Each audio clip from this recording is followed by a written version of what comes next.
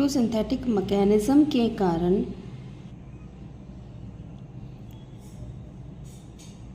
जो प्लैंक्टन्स हैं वो चीफ प्रोड्यूसर हैं, बट इन्हें क्राइजोफाइट्स में क्यों रखा गया है? ठीक है, क्राइजोफाइट्स का एक नॉर्मल हिंदी मीनिंग भी हो सकता है, जो हम कहते हैं सुषुप्त, यानी ये बहुत ही ज़्यादा कठोर हैं, स्टिफ हैं, जिस वजह से ये काफ़ी टाइम तक सरवाइव कर सकते हैं। ठीक है, और उसी कंडीशन में रह सकते हैं। इसका रीज़न जब आप इसका सेल स्ट्रक्चर समझोगे तब आपको समझ में आ जाएगा। इसका सेल स्ट्रक्चर समझने के लिए हम डायटम्स के बारे में समझते हैं कि डायटम्स क्या होते हैं। डायटम्स जो स्ट्रक्चर है वो इस प्रकार का स्ट्रक्चर है, जैसे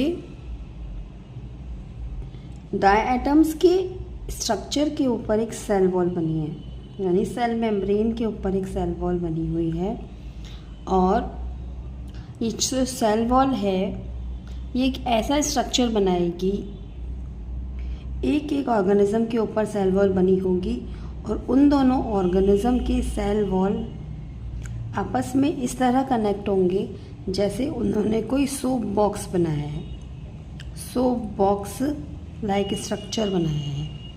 ठीक है, और इनकी जो शेल्स होंगी वो आपस में इस तरह से ओवरलैप्ड करेंगी।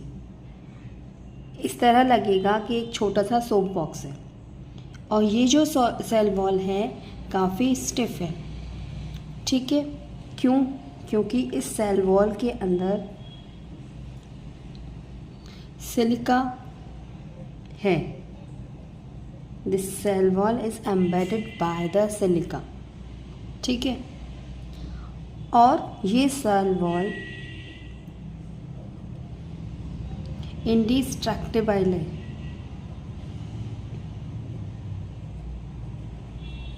यानी ये टूट सकती है। ठीक है, इसमें से ऑर्गेनिज्म बाहर निकल सकता है, इसकी सेल वॉल को डिपॉजिट कर सकते हैं। ठीक है, और ये इंडिस्ट्रक्टिबल है, यानी इसका डिकम्पोजिशन करना थोड़ा सा मुश्किल है। इसमें से इसका ऑर्गेनिज्म निकल सकता है, इसकी सेल वॉल को डिपॉजिट कर सकता है, और इस सेल वॉल को डिकम्पोज करना मुश्किल है। ठीक है, मैनी ईयर्स तक ये सेल वॉल एक्यूमुलेट होती जाती है।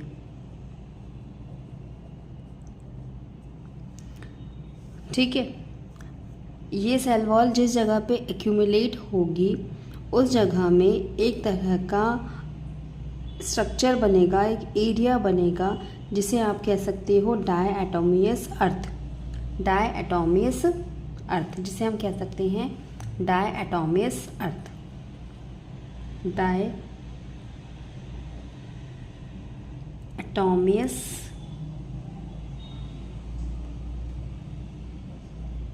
अर्थ। ठीक है, चीफ प्रोड्यूसर्स हैं प्लैंक्टन्स, जो हैं चीफ प्रोड्यूसर्स हैं, फ्रेश वाटर में पानी के साथ बहते हैं। ये इन प्लैंक्टन्स में ही डायटम्स और गोल्डन एल्गी आते हैं। अब हम डायटम्स के बारे में पढ़ेंगे, तो डायटम की जो सेल वॉल है वो आपस में ओवरलैप करती हैं। एक ऑर्गेनिज्म, यानी कि दो ऑर्गेनिज्म की सेल वॉल आपस में ओवरलैप करती हैं, और वो दो ऑर्गेनिज्म आपस में जुड़कर एक सोप बॉक्स जैसा स्ट्रक्चर बनाते हैं। दैट्स वाई हम इस ऑर्गेनिज्म को, इस स्ट्रक्चर को डायटम कहते हैं, यानी कि डायटम्स दो ऑर्गेनिज्म का एक मिला जुला फॉर्म है। और ये जो सेल वॉल है वो इंडिस्ट्रक्टिबल है, यानी इसका डिपोजिशन करना थोड़ा सा मुश्किल है। डायटम्स जब अपनी सेल वॉल को डिपॉजिट करते हैं तो वो सेल वॉल आपस में एक्यूमुलेट होती जाती हैं, और एक्यूमुलेट होने की वजह से वो जो एरिया प्रोड्यूस करती हैं, जो एरिया वहाँ पे बनता है वो एरिया कहलाता है डायएटमस अर्थ। या आप ये भी कह सकते हो कि मरीन एनवायरनमेंट में या फ्रेश वाटर एनवायरनमेंट में जो सबसे ज़्यादा लोअर लेवल पे, सबसे ज़्यादा लोवेस्ट लेवल पे जो सॉइल डिपोजिशन होगा वो प्लैंक्टन्स की वजह से हो सकता है, डायटम्स की वजह से हो सकता है, गोल्डन एल्गीज की वजह से हो सकता है, because they are the first producer.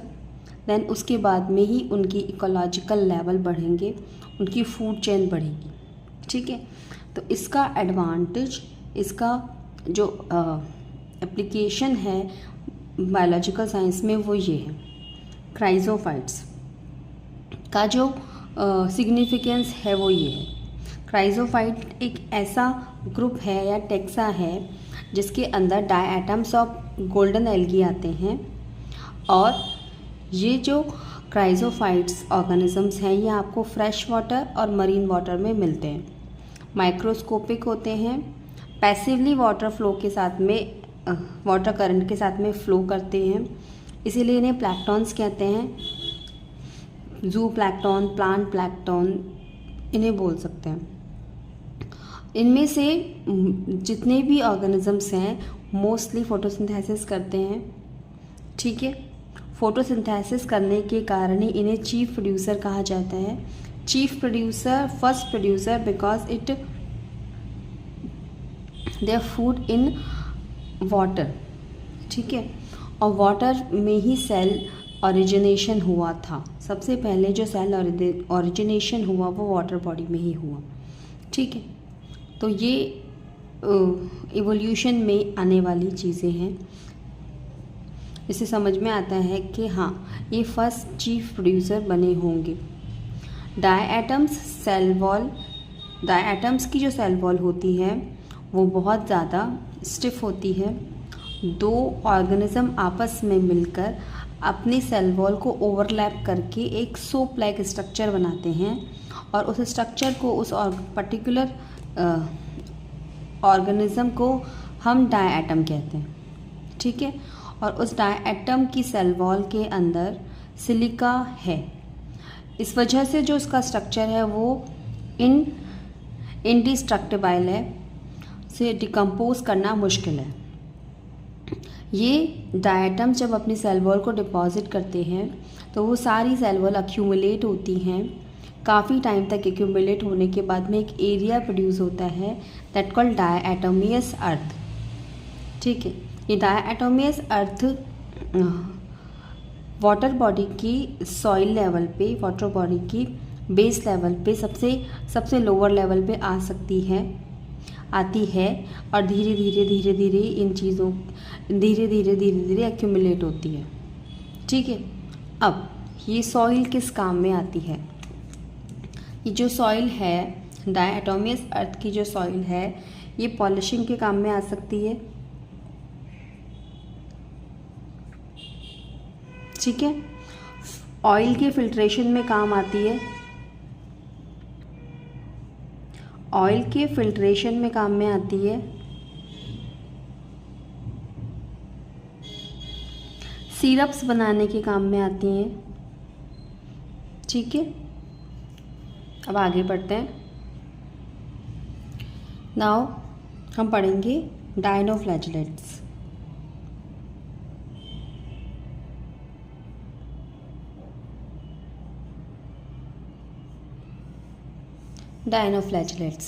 डायनोफ्लैजेलेट्स का नाम समझ में आता है कि इनके पास में 2 फ्लैजिला हैं, के स्ट्रक्चर में 2 फ्लैजिला हैं। डायनोफ्लैजेलेट्स, एक फ्लैजिला जो है वो लॉन्जिट्यूडाइनल है।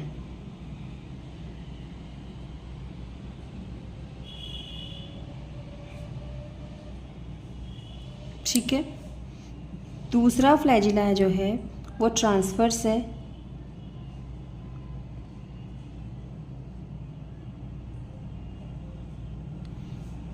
और इसका जो स्ट्रक्चर है ये इनकी होल बॉडी फरो में से प्लेट्स के बीच में से निकलते हैं। इसके स्ट्रक्चर के बारे में पढ़ोगे तब ये चीज़ चीज़ समझ में आएगी। फरो प्लेट्स के स्ट्रक्चर में फरो प्लेट्स होंगी, वॉल प्लेट्स होंगी, जिन्हें सेल वॉल से बनी हुई फरो प्लेट्स होंगी। उनके स्ट्रक्चर्स में से ये ट्रांसवर्स फ्लैजिला निकलता है। ठीक है, इसका जो काम है वो पर्टिकुलर है, वाटर करंट के लिए काम में आते हैं ये दोनों। इसी वजह से सेल वॉल की प्लेट्स में से एक फ्लैजिला पूरा मूव करता है, पूरा स्ट्रक्चर पे गो थ्रो होता है, और एक है लॉन्जिट्यूडाइनल है। अब आगे समझते हैं इसके बारे में। इनका जो डिस्ट्रीब्यूशन है वो मरीन है। मरीन डिस्ट्रीब्यूशन में ये मिलते हैं, मरीन एनवायरनमेंट में ये मिलते हैं डायनोफ्लैजिलेट्स। इनका जो कलर है वो इनके पिगमेंटेशन पर डिपेंड करता है। इनका जो कलर है वो इनके पिगमेंटेशन पे, बॉडी से, इस ऑर्गेनिज्म के स्ट्रक्चर से, सेल स्ट्रक्चर में जिस तरह का पिगमेंटेशन होगा उनकी वजह से इनका सेल का कलर अलग अलग होगा। इनके सेल के जो कलर्स हो सकते हैं वो yellow, green, brown, blue, red. ठीक है, डिपेंडेंट ऑन द पिगमेंट, कि जो पिगमेंट इसकी बॉडी से रिलीज़ हो रहा है, इनकी बॉडी से रिलीज़ हो रहा है, इन ऑर्गेनिज्म की बॉडी से, उसके अकॉर्डिंग इनकी सेल का कलर होगा। इनकी जो सेल वॉल है वो नॉर्मल सेल वॉल जैसी नहीं है, कि cell wall particular plate system में बटी हुई है, और वो जो प्लेट सिस्टम होता है वो होता है सेलुलोजिक प्लेट। सेल वॉल इस तरह की प्लेट्स जैसे स्ट्रक्चर्स में बनी हुई है। सेलुलोज की पर्टिकुलर लेयर नहीं है, फिलिंग नहीं है, सेलुलोज की प्लेट्स हैं। सेलुलोजिक प्लेट, और इन प्लेट्स की वजह से इनकी जो सरफेस है वो काफ़ी स्टिफ है। सेल वॉल की प्लेट की वजह से, इनकी सेलुलोजिक प्लेट की वजह से जो इनकी सरफेस है वो काफ़ी स्टिफ है। ठीक है, अब बात करते हैं जो इनकी मोस्ट इम्पॉर्टेंट चीज़ आपको समझनी है। इनकी इम्पॉर्टेंस क्या है, इनकी सिग्निफिकेंस क्या है। ओके, डायनोफ्लैजिलेट्स की इम्पॉर्टेंट की सिग्निफिकेंस, ये समझने के लिए आपको एक सिंपल सा फिनोमिना समझना होगा। Red tides in the ocean environment. ठीक है, रेड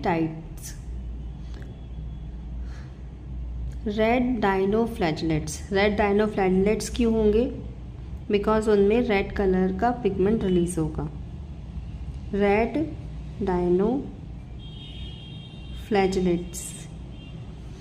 डायनोफ्लैजिलेट्स के अंदर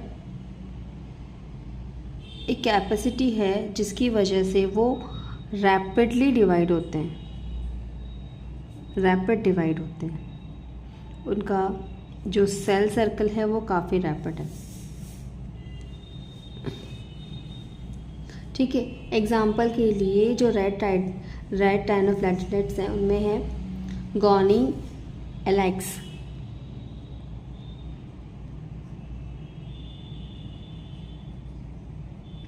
ये जो ऑर्गेनिज्म है मल्टीपल रैपिड डिवीज़न के अंदर जाता है, मल्टीप्लिकेशन करता है, और उनके मल्टीपल रेप्लिकेशन के कारण उस पर्टिकुलर सी एरिया में रेड कलर का स्ट्रक्चर या रेड कलर का एरिया बहुत दूर तक दिखाई देता है, जिन्हें हम रेड टाइड्स कहते हैं। ठीक है, ये रेड टाइड से एक पर्टिकुलर टॉक्सिन रिलीज होता है, यानी रेड टाइड्स यानी डायनोफ्लैजिलेट ऑर्गेनिज्म एक पर्टिकुलर टॉक्सिन रिलीज करता है, और वो टॉक्सिन उसके प्रेडेटर्स के लिए नुकसानदायक होता है। अपने सेफ्टी के लिए, अपनी सिक्योरिटीज़ के लिए इनके ऑर्गेनिज्म की बॉडी से एक टॉक्सिन रिलीज़ होता है जो उससे भी ज़्यादा लार्ज एनिमल्स को नुकसान पहुंचाएगा, यानी उसकी बॉडी सेफ्टी करेगा, प्रेडेटर से उसे बचाएगा। ये उसके लिए एक इकोलॉजिकल प्रोसेस है कि कैसे उसे अपने प्रेडेटर से अपने आप को बचाना है। ठीक है, that is a ethological effect in this organism, how they prevent bye there predators. ठीक है, लार्ज साइज़ की फिशेस को भी इस टॉक्सिन से नुकसान पहुंचता है। ठीक है, एक बार डायनोफ्लैजिलेट्स के बारे में वापस समझते हैं। डायनोफ्लैजिलेट्स जो ऑर्गेनिजम्स हैं उन्हें डायनोफ्लैजिलेट्स क्यों कहा गया है? क्योंकि उनके पास में 2 फ्लैजिला हैं। उनमें से एक जो फ्लैजिला है वो लॉन्जिट्यूडाइनल है और जो दूसरा फ्लैजिला है वो ट्रांसवर्स है। और वो फ्लैजिला ट्रांसवर्स है, उसकी होल बॉडी में जो सेल वॉल की प्लेट्स हैं उनमें से निकलकर गुजर के जाता है कंप्लीट बॉडी में। ठीक है, मरीन एनवायरनमेंट में रहने वाले ये ऑर्गेनिजम्स हैं, इनकी बॉडी या इनकी सेल का कलर होता है वो अलग अलग पिगमेंट के कारण अलग अलग दिखाई देता है।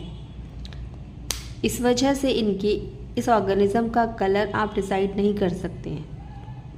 सेल वॉल के प्लेट्स जो होती हैं वो कहलाती है सेलुलोजिक प्लेट्स। सेलुलोजिक प्लेट होने का मतलब है कि इसके अंदर सेलुलोज की फिलिंग नहीं है, सेलुलोजिक प्लेट्स हैं, छोटी छोटी सेलुलोजिक प्लेट्स हैं। इनकी जो बायोलॉजिकल सिग्निफिकेंस है वो ये है कि कुछ जो डायनोफ्लैजिलेट्स होते हैं वो जैसे कॉनी काइलेक्स, ये जो होती हैं रेडटाइड्स बनाते हैं। रेडटाइड्स इनके अंदर बॉडी से निकलने वाला एक पिगमेंट होता है and they behave like a toxin जो अपने बड़े बड़े प्रेडेटर से बचाने को इनमें हेल्प करता है। और ये रेड कलर पूरे सी एनवायरनमेंट में कहीं बहुत ज़्यादा फैला हुआ एक पर्टिकुलर एरिया में बिखरा हुआ नज़र आता है और उस एरिया को रेडटाइड आप कह सकते हैं।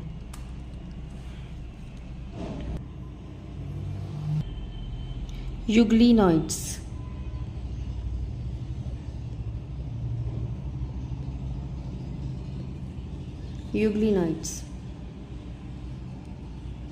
यूग्लिनॉइड्स फ्रेश वाटर में मिलते हैं।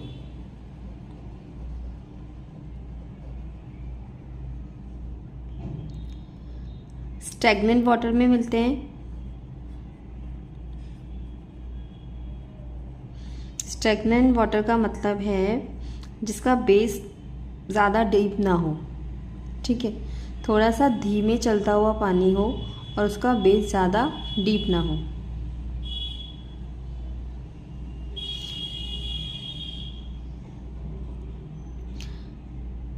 इनमें सेल वॉल नहीं मिलती है। इनमें सेल वॉल की जगह एक प्रोटीन रिच लेयर होती है। जिस जगह पे सेल वॉल है मीनिंग सेल मेम्ब्रेन का अपर, सेल मेम्ब्रेन के आउटर बॉडी पे एक पर्टिकुलर प्रोटीन की लेयर होगी। इस प्रोटीन लेयर को बोलते हैं पेलिकल। ठीक है, पेलिकल की वजह से यूग्लिनॉइड की बॉडी फ्लेक्सिबल होगी। पेलिकल की वजह से यूग्लिनॉइड की बॉडी स्टिफ नहीं होगी, फ्लेक्सिबल होगी। इसमें 2 फ्लैजिला मिलते हैं।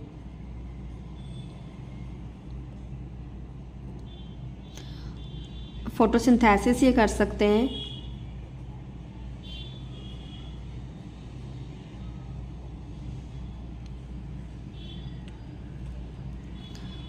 ठीक है, अब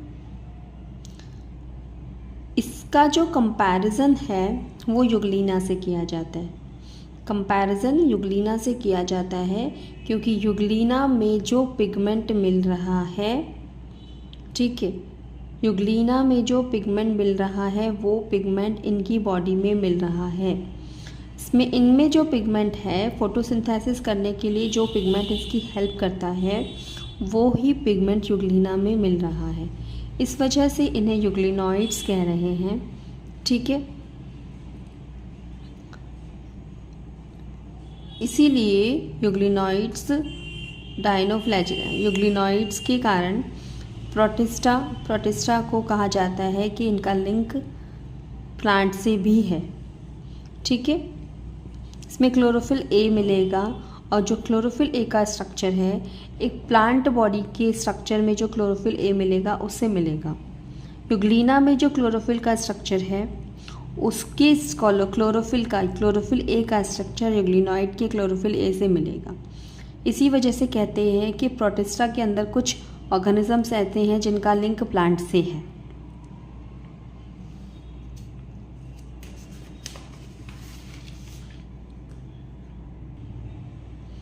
नेक्स्ट, स्लाइम मोल्ड्स।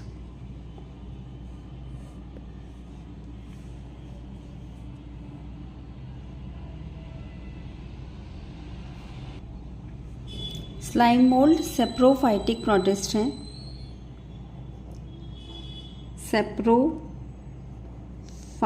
प्रोटिस्ट हैं। सेप्रोफाइटिक मीन्स किसी अदर डेड ऑर्गेनिज्म को या डिकेइंग ऑर्गेनिज्म को खाते हैं।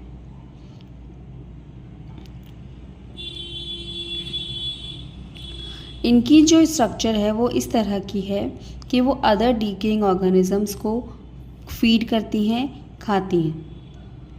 ठीक है, सिंपल कंडीशंस में ये रह सकते हैं, नॉर्मल कंडीशन में ये रह सकते हैं, पर इनके अकॉर्डिंग कुछ पर्टिकुलर कंडीशन अगर होती हैं तो ये अपने आप को प्लाज्मोडियम में बनाएंगे। प्लाज्मोडियम क्या है? प्लाज्मोडियम एक ऐसा स्ट्रक्चर है जहाँ पे मल्टीपल स्लाइम मोड्स आकर एक्यूमुलेट हो रहे हैं, एग्रीगेट हो रहे हैं और एक स्ट्रक्चर बना रहे हैं प्लाज्मोडियम। ठीक है, एग्रीगेशन क्या है कि इस तरह का स्ट्रक्चर इन्होंने बनाया है, एक ऑर्गेनिज्म बनाया है जिस पे मल्टीपल प्लाइज हैं, एक सेल मेम्ब्रेन जैसा स्ट्रक्चर है और उस स्ट्रक्चर के अंदर ये मल्टीपल स्लाइम मोड्स आकर इकट्ठे हो गए, दैट कॉल्ड प्लाज्मोडियम। ठीक है, that is a larval structure और अ इन्फेक्शियस स्ट्रक्चर। ठीक है, अब जैसे ही इनकी जो फेवरेबल कंडीशंस थी वो अनफेवरेबल हो गई। अब इन्हें डिफ्रेंशिएट होना पड़ेगा क्योंकि they don't have enough food to get their energy. अब इन्हें डिफ्रेंशिएट होना पड़ेगा और जब ये डिफ्रेंशिएट होंगे तो इनकी बॉडी से जो ऑर्गेनिज्म रिलीज़ होंगे उन ऑर्गेनिज्म को कहेंगे हम फ्रूटिंग बॉडीज़। प्लाज्मोडियम का स्ट्रक्चर बना और प्लाज्मोडियम की बॉडी से कुछ फ्रूटिंग बॉडीज़ रिलीज़ हुई है और उन फ्रूटिंग बॉडीज़ ने स्पोर्स बेयर किए हैं eight there tip. Fruiting bodies ने स्पोर्स बेयर किए हैं eight there tip.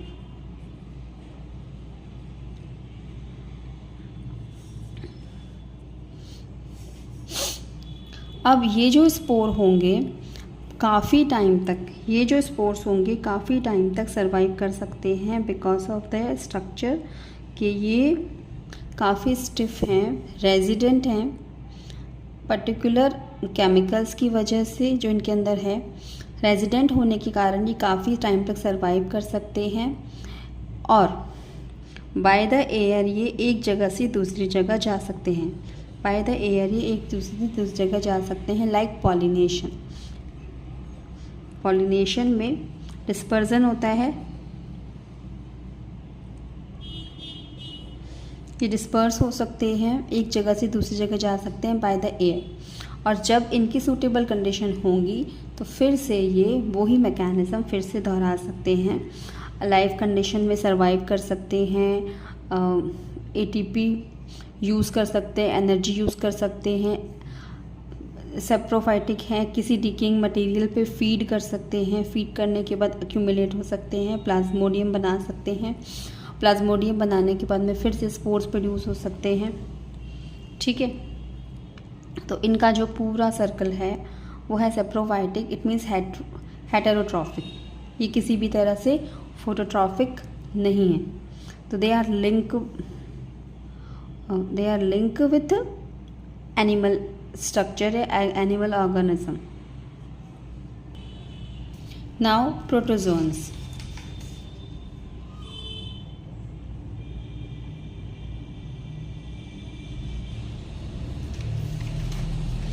Protozoans simple एक unicellular structure, unicellular also called acellular organism. ठीक है, कंडीशंस क्या है इसके अंदर? ये सिंपली हेटेरोट्रॉफ है,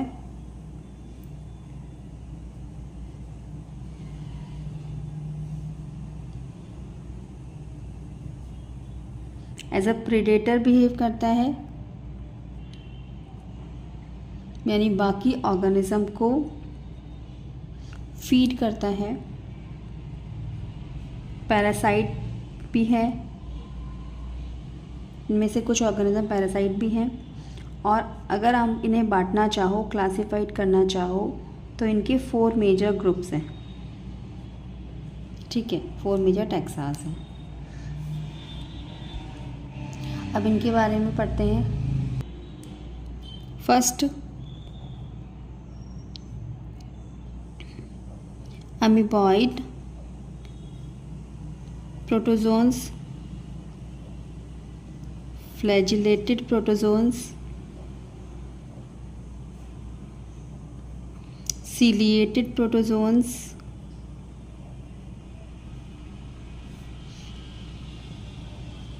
और स्पोरोजोन्स। ठीक है, प्रोटोजोन्स की ये 4 मेजर ग्रुप्स हैं। अमीबॉइड प्रोटोजोन्स के बारे में समझ सकते हो।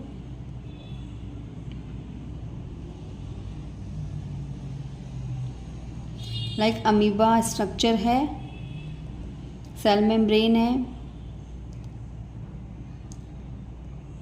न्यूक्लियस थ्रेड है, न्यूक्लियस स्ट्रक्चर है, एक सेल में सारे काम हो रहे हैं। फ्रेश वाटर में मिलते हैं, सी वाटर में मिलते हैं, मॉइस्ट एनवायरनमेंट में, मॉइस्ट सॉइल में मिलेंगे। इनका खाने का प्रोसेस, खाना बनाने का, खाने को यूज़ करने का प्रोसेस प्रेडेटर जैसा प्रोसेस क्या है। ये छोटे छोटे सीडियोपोडिया बनाते हैं जो फूड पार्टिकल्स के चारों तरफ फैलता है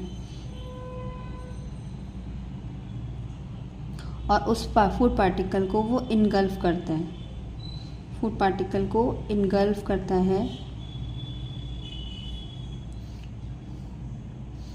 और उस फूड पार्टिकल को बॉडी में इनगल्फ करने के बाद में अपने लाइसोसोमल स्ट्रक्चर के थ्रू उसे डिकेइंग करता है और उससे एटीपी प्रोड्यूस होता है।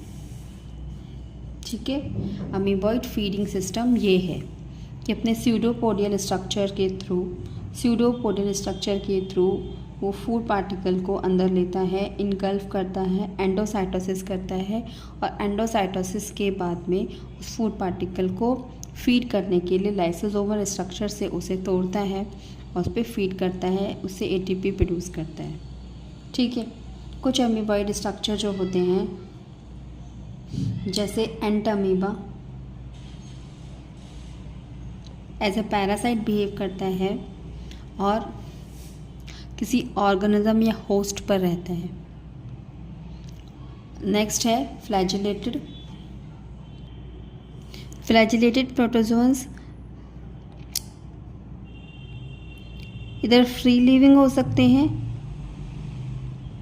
और पैरासाइट भी हो सकते हैं। फ्लैजिलेटेड होने का मीनिंग है इनका कि इनके पास में फ्लैजिला है। ठीक है, और फ्लैजिला के कारण इनका जो काम है वो इजी है, फ्री लिविंग कर सकते हैं, वाटर वगैरह के साथ फ्लो कर सकते हैं। ठीक है, वाटर बॉडीज़ में मिलेंगे, एज अ होस्ट मिलेंगे, फ्री लिविंग भी मिल सकते हैं। अगर हम होस्ट के बारे में बात करें तो ये पैरासाइट्स के फॉर्म में मिलेंगे, होस्ट में मिलेंगे। जैसे एक डिजीज़ के बारे में आप कई बार सुनते हैं, दैट स्लीपिंग सिकनेस, ट्राइपैनोसोमा, इस बीमारी में, इस डिज़ीज़ में जो पेशेंट होते हैं उन्हें बहुत गहरी नींद आती है और बहुत तेज़ बुखार होता है, और ये एक सैंड बी के कारण होता है। सैंड बी यानी डेजर्ट एनवायरनमेंट में कोई बी मिलती है, उस बी में एज अ पैरासाइट ये रहते हैं, और जब वो फीड करती है बी किसी इंसान को, किसी अदर ऑर्गेनिज्म को या किसी ह्यूमन बीइंग को, तो उसके लार्वा में ब्लड में चले जाते हैं। इसकी वजह से उस ह्यूमन में बुखार आता है और नींद आती है।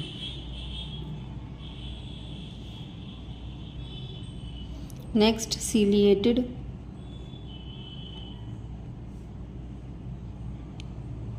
सीलिएटेड जो प्रोटोजोन्स होंगे वो एक्वेटिक होते हैं, एक्टिव मूविंग होते हैं। एक्टिव मूविंग क्यों होते हैं? Because presence of सीलिया, because of presence of सीलिया। ठीक है, इनके अंदर एक पर्टिकुलर गुलेट होता है, कैविटी होती है, उस कैविटी को गुलेट कहते हैं, कैविटी को गुलेट कहते हैं। Like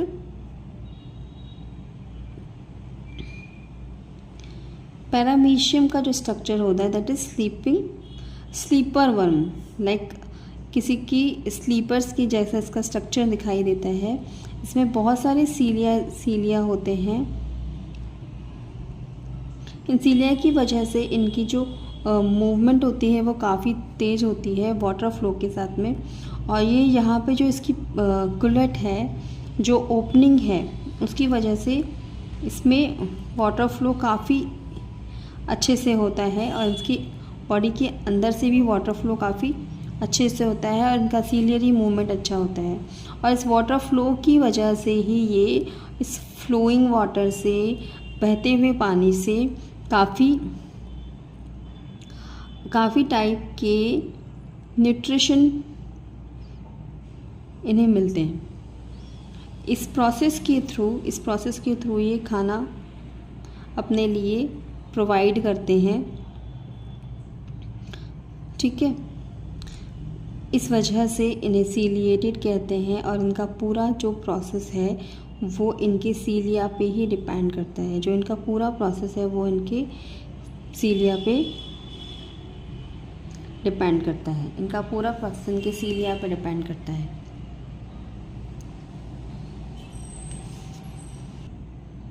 next is sporozoans.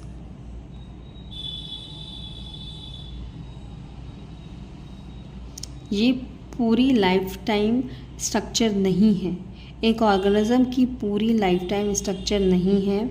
ये एक ऑर्गेनिज्म की इन्फेक्शियस स्टेज है। ऑर्गेनिज्म जब एक पर्टिकुलर स्टेज पर इन्फेक्शियस होंगे, किसी और ऑर्गेनिज्म को इन्फेक्शन देते हैं, उसकी ब्लड में जाके, उसकी स्किन पे जाके, अगर वो इन्फेक्शन क्रिएट कर रहे हैं तो that is the stage sporozoan protozoans.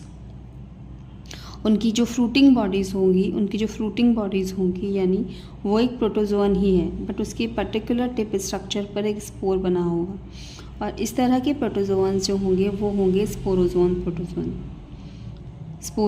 Protozoans.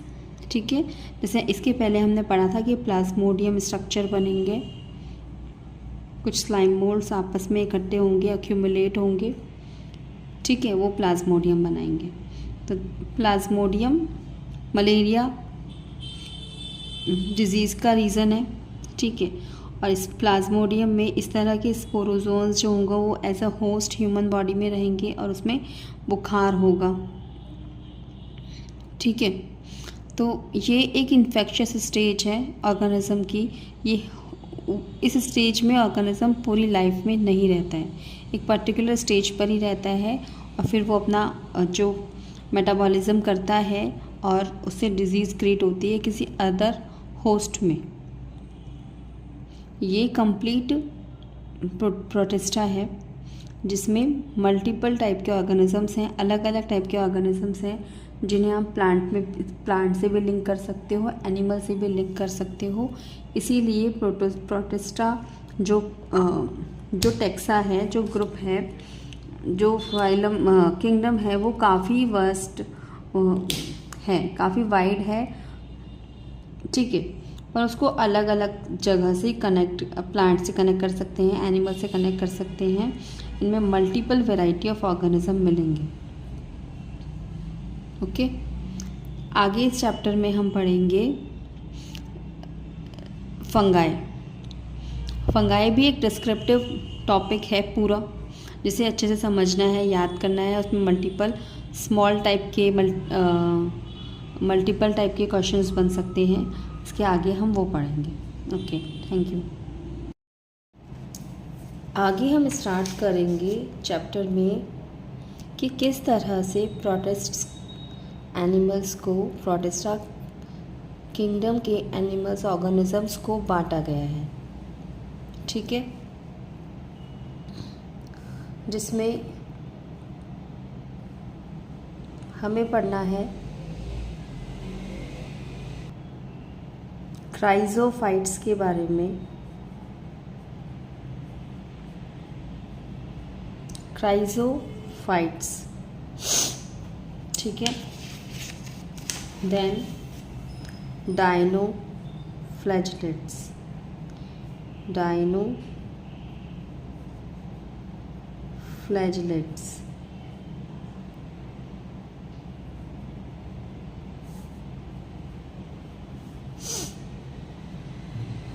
Euglenoids,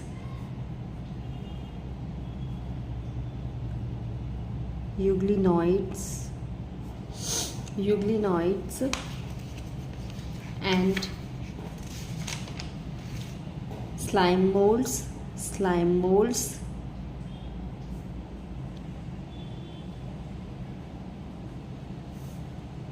and protozoans।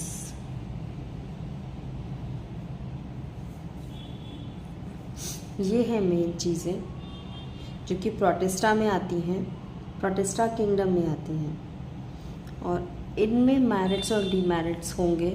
वो होंगे कि इनमें से कुछ ऑर्गेनिजम्स होंगे जो आपको प्लांट से लिंक करेंगे। उनकी जो कैरेक्टर्स होंगे, आपको लगेगा कि इनकी ये कैरेक्टर्स जो हैं वो प्लांट बेस्ड हैं। और कुछ ऐसे होंगे जिनको देखकर लगेगा, जिनको समझ के लगेगा कि इनके जो कैरेक्टर्स हैं वो एनिमल बेस्ड हैं, ठीक है। अकॉर्डिंग टू थ्योरी आपको इनको एक एक को समझना बहुत ज़रूरी है कि किस पॉइंट पे इन्हें नाम दिए गए हैं, इन्हें टर्म्स दिए गए हैं, ठीक है। तो सबसे पहले स्टार्ट करेंगे क्राइजोफाइट्स से कि क्राइजोफाइट्स क्या होते हैं। Chrysophytes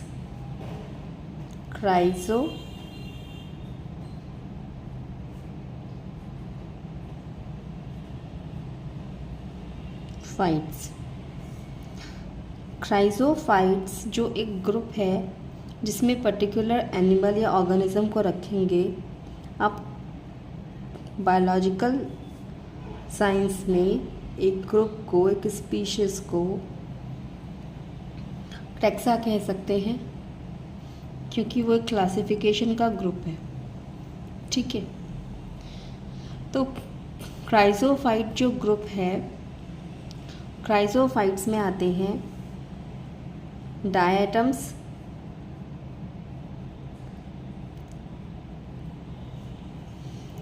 and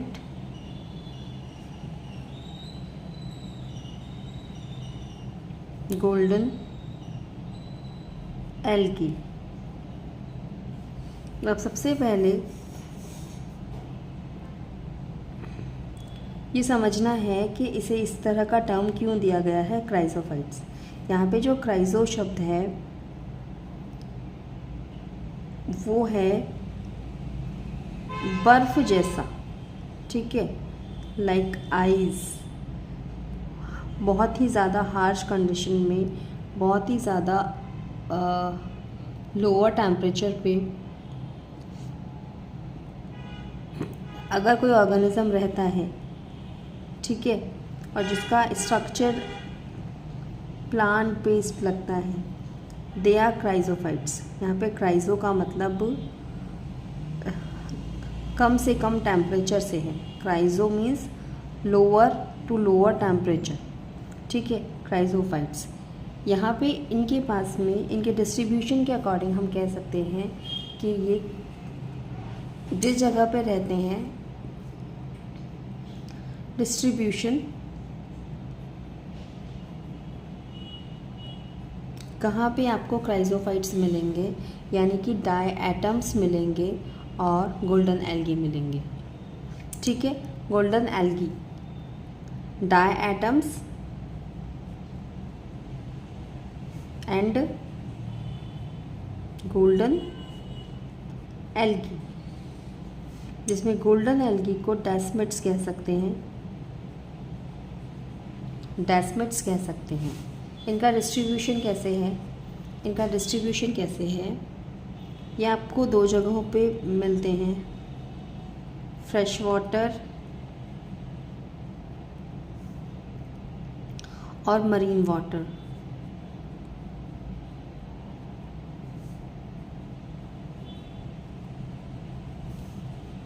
fresh water, marine water.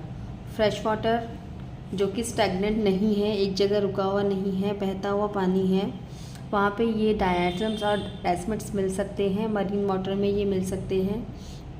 इनका जो स्ट्रक्चर होता है वो माइक्रोस्कोपिक होता है, माइक्रोस्कोपिक स्ट्रक्चर है जिसे आप नॉर्मली नहीं देख सकते हैं। माइक्रोस्कोप यूज़ की इसमें ज़रूरत होती है, माइक्रोस्कोप की इसके अंदर ज़रूरत होती है, ठीक है। एंड ये आपको फ्रेश वाटर में मिलते हैं, इसीलिए ये वाटर के पैसिव करंट के साथ में फ़्लो होते हैं, वाटर के पैसिव करंट के साथ में फ़्लो होते हैं, इसीलिए इन्हें कंबाइंडली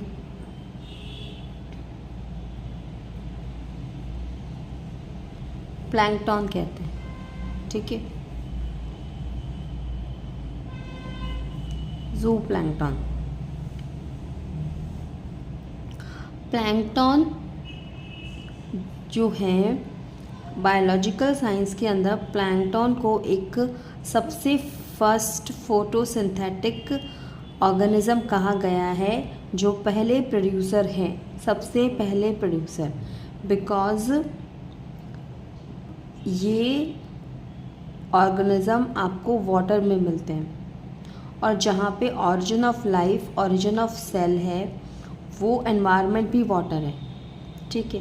तो ऑरिजिन ऑफ सेल के बाद में कुछ ऐसा ऑर्गेनिज्म आपको वाटर में सिस्टम में मिलता है जो कि फोटोसिंथेसिस कर सकता है, कुछ प्रोडक्शन कर सकता है, ग्लूकोज प्रोड्यूस कर सकता है।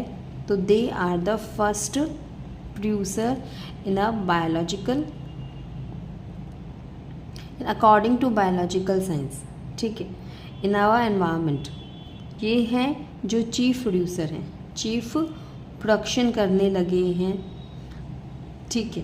तो जब सेल के एडवांसमेंट के बारे में बात आती है या सेल ओरिजिन के बारे में बात आती है, तो सेल ओरिजिन वाटर में हुआ है, और वाटर में ही इतना एडवांसमेंट हुआ कि ज़ू प्लैंकटन्स बने हैं जो कि फोटोसिंथेसिस के थ्रू फूड प्रोड्यूस कर सकते थे। दैट्स वाई इन्हें आप चीफ प्रोड्यूसर्स कह सकते हो, जो फोटोसिंथेसिस करते हैं वाटर बॉडी के अंदर। काफ़ी टाइम के बाद में जो डेवलपमेंट, जो इवोल्यूशन हुआ, वो टेरेस्ट्रियल एनवायरनमेंट के बारे में समझा गया, पर सबसे पहले